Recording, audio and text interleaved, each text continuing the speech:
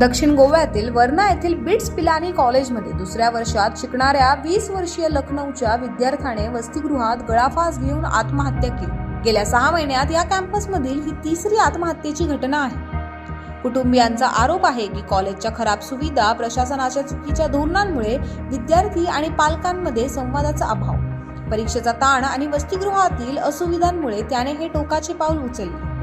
वसतिगृहात पंखे नाहीत. 40 ते 45 अंश तापमानात विद्यार्थ्यांना राहावे लागते. लाखो रुपये फी घेऊनही मानसिक त्रास दिला जातो असा आरोप आहे. गुरुवारी सकाळी 10:30 वाजता ही घटना उघडकीस आली. वर्ना पोलिसांनी तपास सुरू केला असून कॉलेजच्या जनसंपर्क अधिकाऱ्याने पोलिसांना माहिती दिली. कुटुंबियांनी पोलीस तपास पूर्ण होईपर्यंत मृतदेहाचे शवविच्छेदन न करण्याचा निर्णय घेतला आहे. पण प्रश्न सध्या असा आहे की कॉलेज प्रशासन विद्यार्थ्यांच्या मानसिक आरोग्यासाठी आणि सुविधांसाठी कोणते ठोस पाऊल उचलणार आहे आणि परत अशा प्रकारच्या घटना घडणार नाही ही खात्री पालकांना व विद्यार्थ्यांना कशा प्रकारे देणार आहे. अशा बातम्यांसाठी फॉलो करा न्यूज.पुणे.